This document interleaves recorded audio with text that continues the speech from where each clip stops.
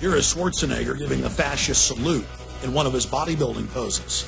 A trick the pro-Schwarzenegger press likes to play on the people is to focus on his father and then go, well, he can't help it if his father was an SS officer. What they don't like to focus in on is Nazi war criminal Kurt Waldheim, who was Secretary General of the United Nations. At his wedding to Maria Shriver in 1986, in front of a massive press in attendance, he said the following: "My friends don't want me to mention Kurt's name because of all the recent Nazi stuff and the UN controversy, but I love him, and Maria does too, and so thank you, Kurt." Here's a photo of Arnold Schwarzenegger with Kurt Waldheim in Austria in 1999. Kurt Waldheim was an elite Nazi as well, an officer in the SS. He hunted down American soldiers in Serbia and killed them. An article in '92 in Spy magazine reported on how Arnold liked to give away recordings of Adolf Hitler to friends in California. It also reported on how he loved to give the Sieg Heil salute. Former Mr. Universe Rick Wayne went public and talked about how Arnold loved to call black people the N-word and said they couldn't run or do anything, and how he went on to say that blacks were basically worthless to society. A second champion black bodybuilder, Robbie Robinson, went public.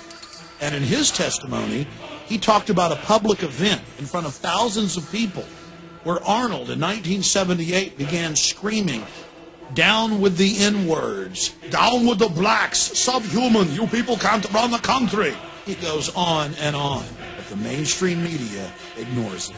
Arnold's barbaric treatment of women is legendary, and he's publicly apologized for it. The reason this is so important is it shows a total lack of control.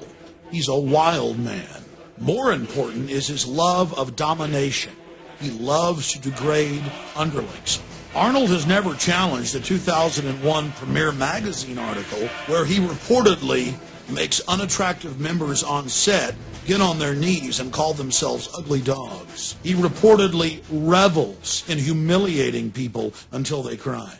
Not only is he a man after the elite's own heart, loving to dehumanize, he's totally compromised. If we know about all of these skeletons, imagine how many are still in the closet.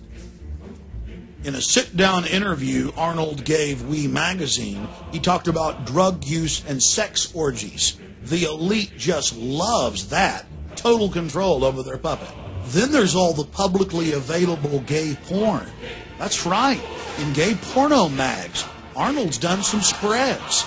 But on top of it, there's the private collections of people like Robert Mapplethorpe, who was a pioneer in hardcore homosexual pornography. One of the biggest problems in Arnold's portfolio of horrors is his admitted use of anabolic steroids.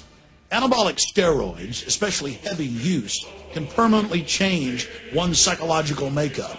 He's also been a poster child for steroid use that has been a ravage on the youth of America.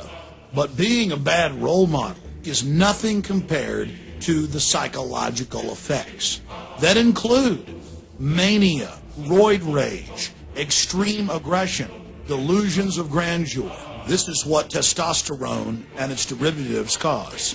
It's in the medical handbooks. So let's look at this again. An individual who says he wants to be a dictator, who reportedly hands out recordings of Adolf Hitler's speeches, who openly promotes admitted Nazis like Kurt Waldheim after they're exposed as Nazis and doesn't apologize about it, now wants to be our president.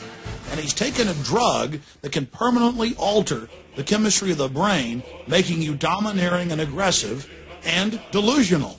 We're talking about Arnold Schwarzenegger being positioned to be president of the United States, in control of all of our military forces. Think about this compromised individual.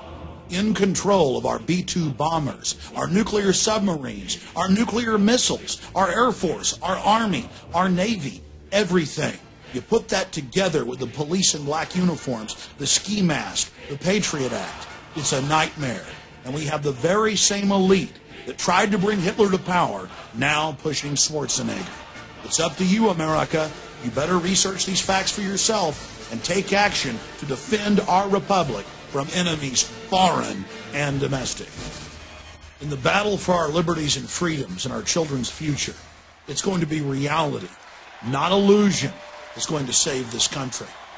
If we believe the propaganda and the slick packaging, we are going to go into the Fourth Reich of the New World Order. Schwarzenegger and his controllers are counting on you to not take action, to not inform yourself and others, to not stand up against this insane action that they're taking against us, trying to put some foreigner from Austria who says he wants to be a dictator and in control of this country. And in spite of the attack on our homeland, on our homeland, on our homeland, on our homeland, Schwarzenegger has the nerve to call America his homeland. By definition, your homeland is the country where you were born.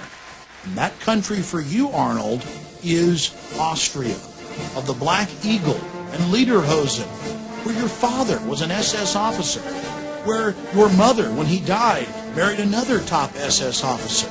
That's your homeland. Your homeland is the birthplace of Adolf Hitler, and America will never be your homeland. Your claim of America as your homeland is as false as everything else you do.